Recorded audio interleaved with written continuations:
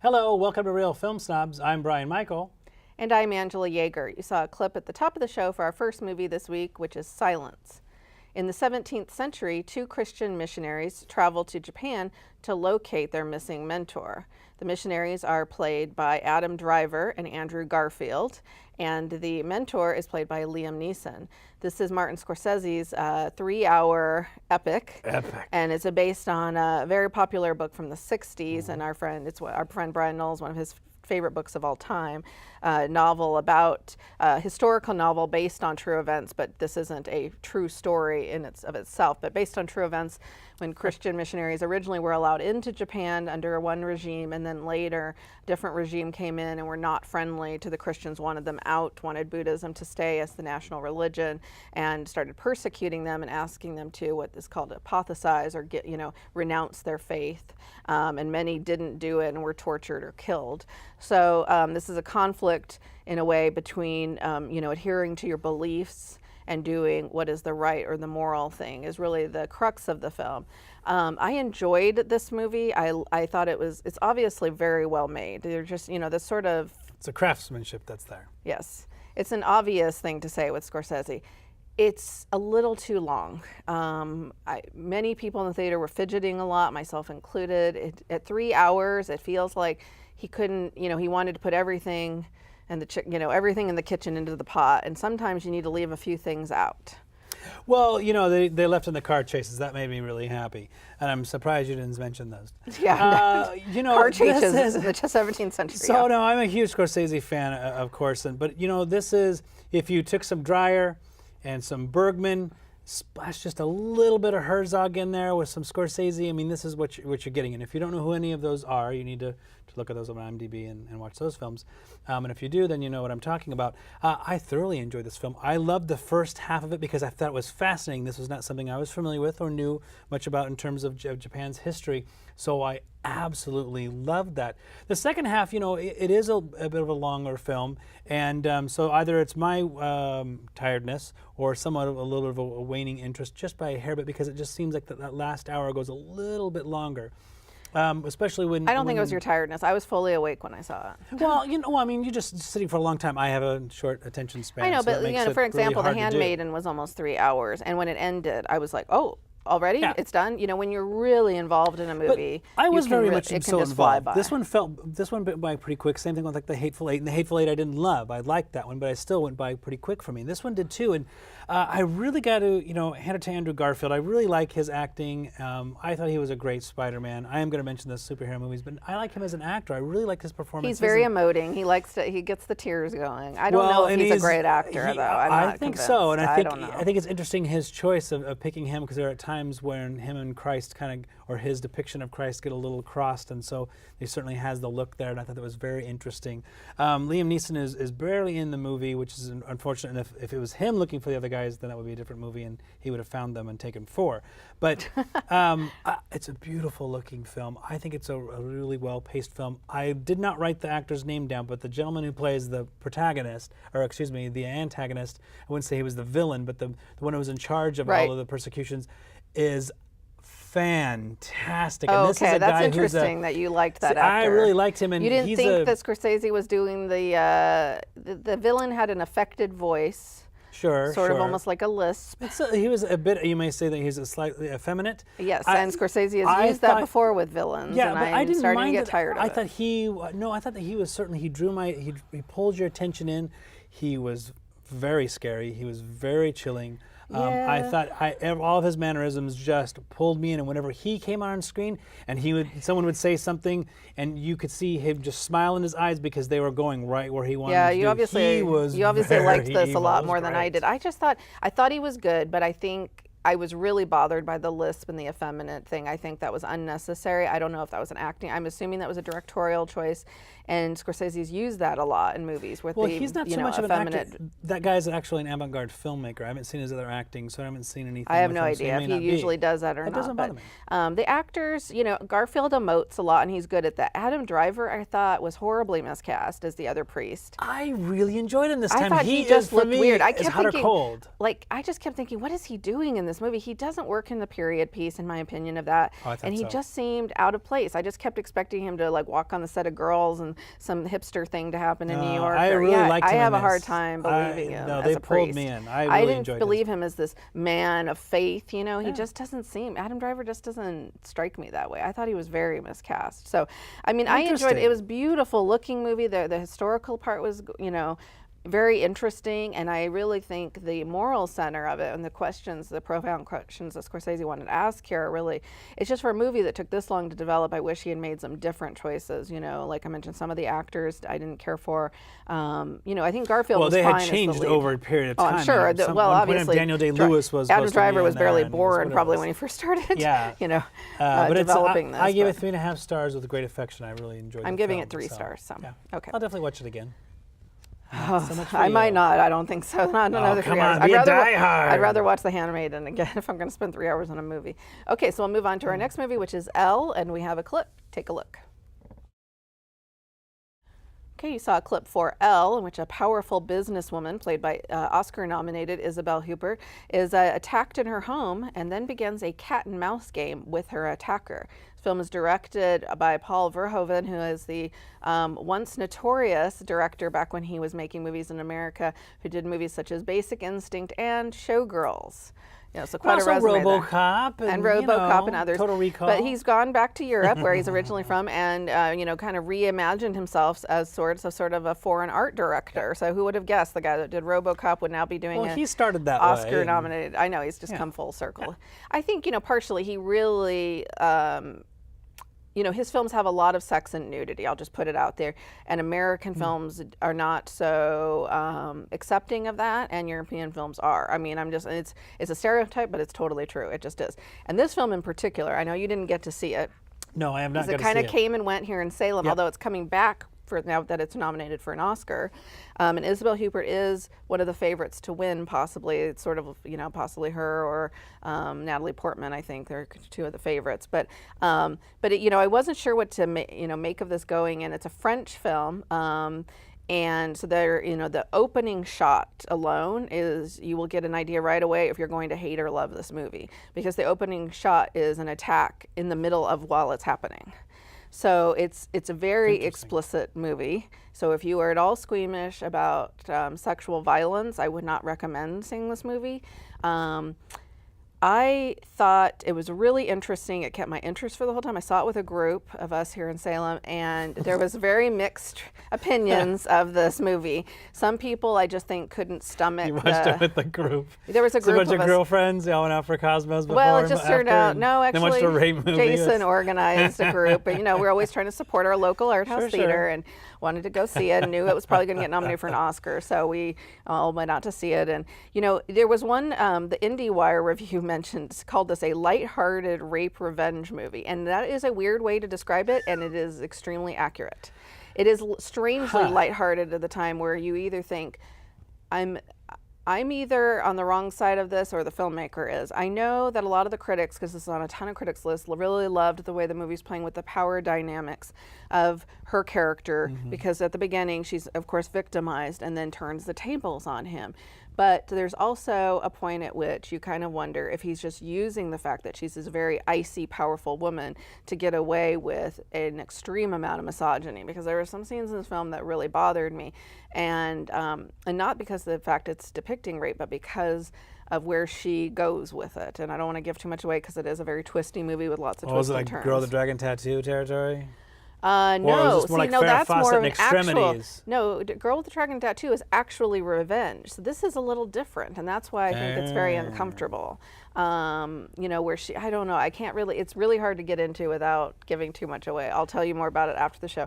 I can't recommend it, unfortunately, and I'm really sad that even though I love Isabelle Huppert and I've loved her in many other French films, this actually is not one of my favorite films she's done, and I was really sad she knocked out Annette Bening, or she or someone else, who was in 20th Century Women, which I am going to mention just because I think it's leaving theaters soon, and that is one of the best movies of the year and easily one of the best performances of the year. So anyway, I will get off my soapbox So we about move that. on then? Yes. Okay, I get, if anyone's keeping track at home, I get points for making reference to a Farrah Fawcett film. Should put the guy in the fireplace? No? Okay, so we're going to watch a clip for our next movie, which is Arrival. Okay, so that clip you saw at the top of the show is for Arrival, not The Arrival, which is the Charlie Sheen movie that I thoroughly enjoyed back in the 90s. This one actually stars Amy Adams as a linguistics professor, bonus, who is brought in by the government to help translate and to begin a conversation with aliens who have arrived, hence The Arrival, or Arrival. And it also stars Jeremy Renner. And this is a fascinating, this is the thinking man's alien invasion film, or woman's, because In fact, it's probably more of the thinking woman's. There isn't because they haven't come here to just, well, we don't know yet that's the part of the conversation. You don't know why they they've come come in. here. They don't rain havoc. They don't come in with a spaceship. This is not Independence Day. All of a sudden, they land. They brought her in to create a dialogue with them, and the way that Amy Adams' character is so smart, and the way this script is so smart about doing it and explaining why and how you start a dialogue with someone by starting off with simple words and simple names and simple phrases Simple to visuals. understand When this. she gets and the doing whiteboard, visuals yeah, is that was great. Fantastic. I love when a film goes, okay, the character does something, and you're like, what are they doing? And then when they explain it, you're like, oh, well, that makes total sense. Then they explain, this is what we're going to do. It's very much the Titanic effect. This is what's going to happen. This is what we're going to do. So when it goes along with it, you feel smarter for it, and I enjoy feeling smart in the movies. Yeah. It's few and rare between, especially the Charlie Sheen ones. I thoroughly enjoyed this film. This was made by Denis Villeneuve. I don't know French. Who also did Sicario, Incendies, and Prisoners on quite a role there. It's pretty fantastic. And he's also doing the Blade Runner movie. Oh, God. But Amy Adams, the whole movie's on her. The whole movie's she's on in her every shoulders. scene. Yeah. And again, much like she was with the Nocturnal Animals, they just can have her contemplating, looking out a window, flashing back, whatever it is, and you're right there with her. You know what she's thinking, you know what she's understanding, and she just pulls you in. Just an absolutely amazing performance in a wonderful film. So you're giving it 3.5 stars. 3.5. Yes. Yeah, that's where I am with it too. I wanted this to be wanted a to 4 love hour it. I don't movie. know wanted what to that would love be. it. Well, I do. I have some thoughts. So I really like the first part of the movie, the first half or so. Although more, I enjoyed the really- smartness of the ending, though, because I like what that was done. I had to have it explained a little bit to me. But Okay. I enjoyed that. I really liked the part of the movie with her communicating with the aliens Yes. and using her skills as a language professor and figuring it out. And we're, like you said, bringing us along, like figuring out the puzzle. I love Yes. that. It's very smart. Fantastic. I liked that her character's smart and it doesn't dumb it down for the audience. No. She's a scholarly person. She's doing her work, and I liked the dynamic of her and Jeremy Renner. He's got his part of it, and they're figuring it out together. The part I didn't care for in the movie was the whole family drama / love story part. And to me, that's where it kind of went. But that's a whole other kind of movie, and I loved what they did with that. But it was because almost the like reaction, smashing two things together. Sure. Whenever they would go to the flashbacks, I'd be like, oh no, let's get back to the part where she's figuring out stuff with the aliens. I'd be sort of ready for it to Well, move the on. flashes.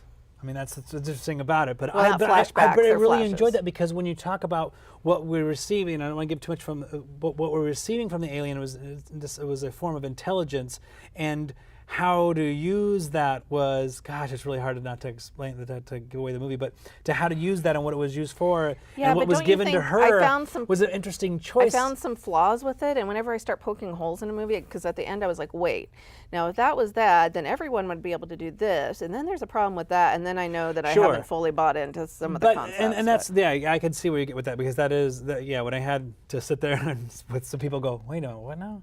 and get that explained. Yeah, Right. that can be, you can see that, but we're just seeing it through her experience, and so I really enjoyed that, and I thought that was pretty brave and pretty smart, for an alien invasion movie. That's what it was. No, it's a smart movie, and like I said, I enjoyed it. That part of it I didn't like as much. I liked the stuff where she was figuring it out.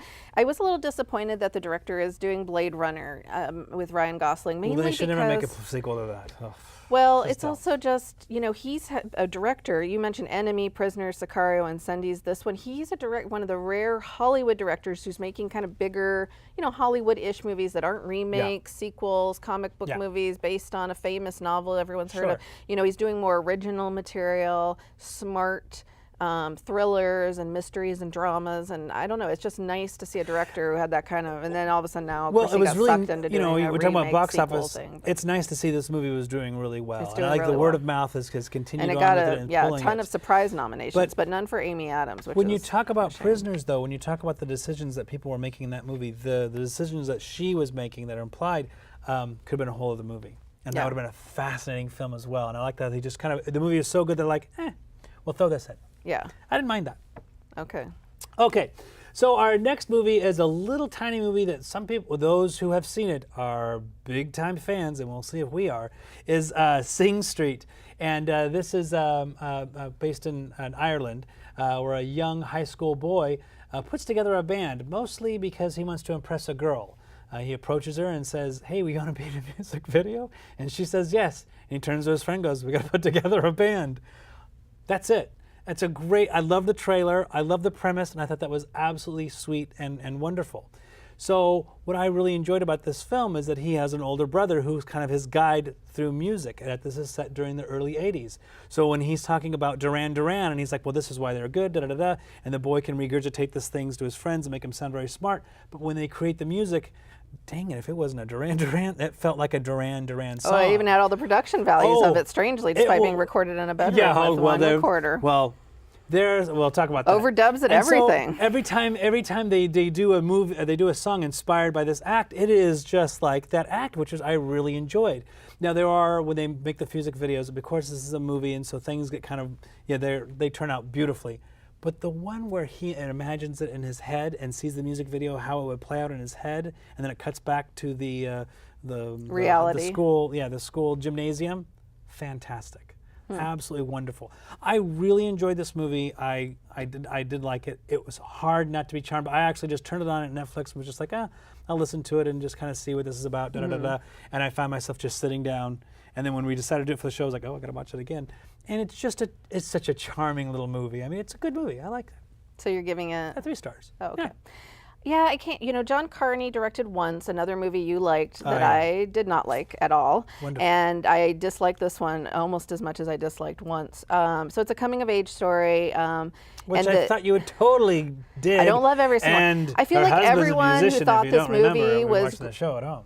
I feel like everyone who loved this movie, thought it was 4 stars good, should be forced to watch We Are the Best by Lucas Moodysson on repeat, because that's actually a great film about a young group coming together and making a band. So's the Commitments. Sure.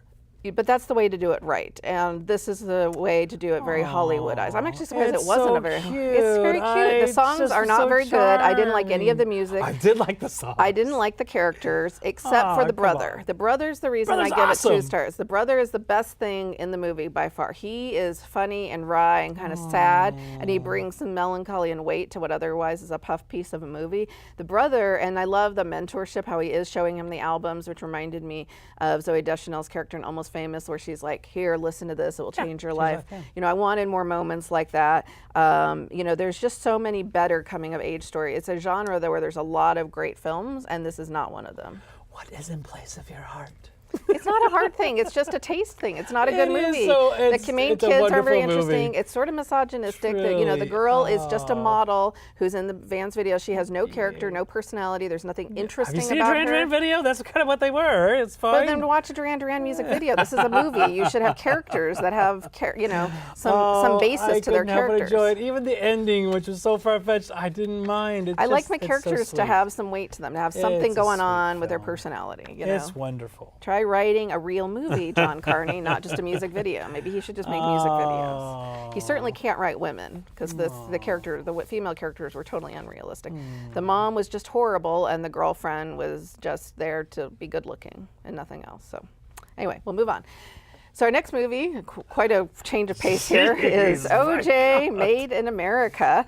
And this is a 7-part series which examines O.J. Simpson, his fame, trial, and eventual downfall through the lens of race in America, and specifically through the history of the LAPD and the black community in Los Angeles.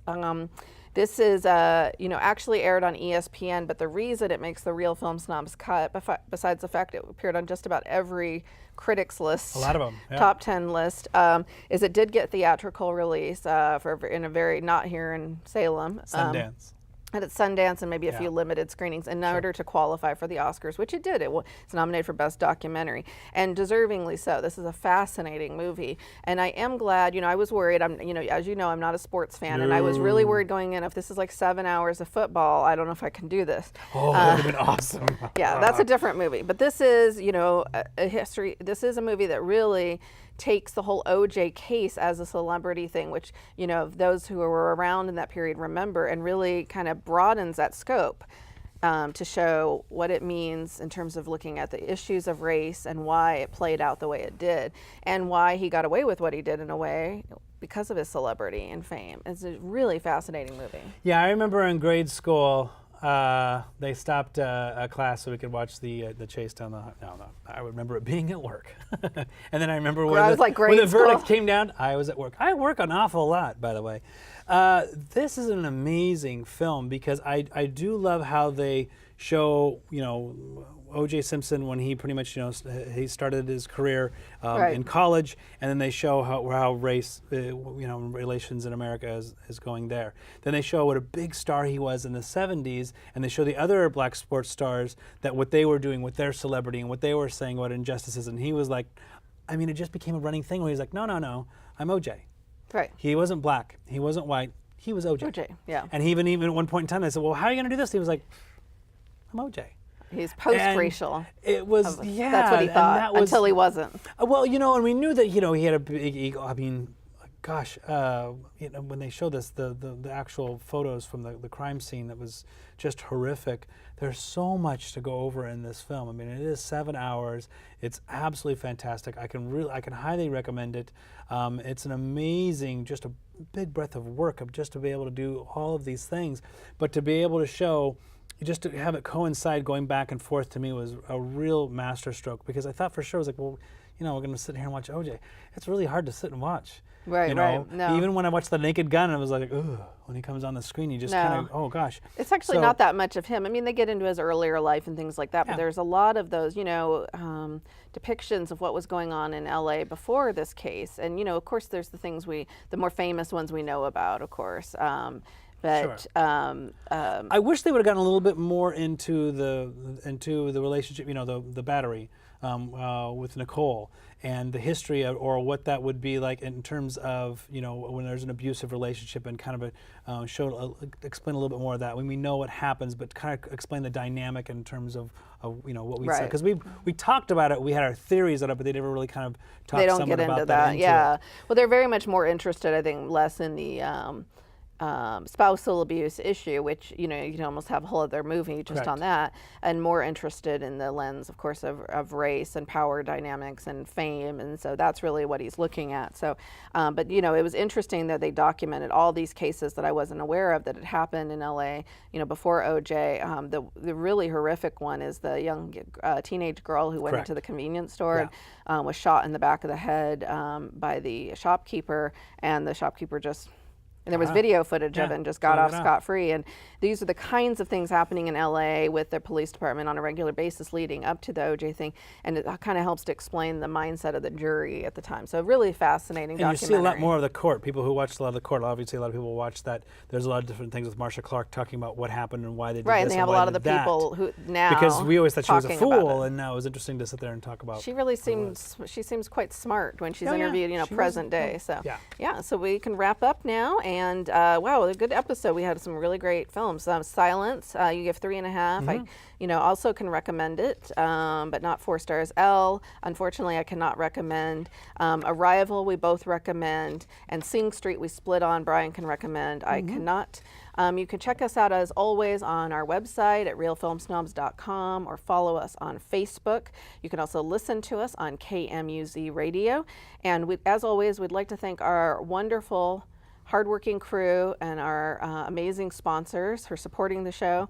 We wish you a great day and great movies.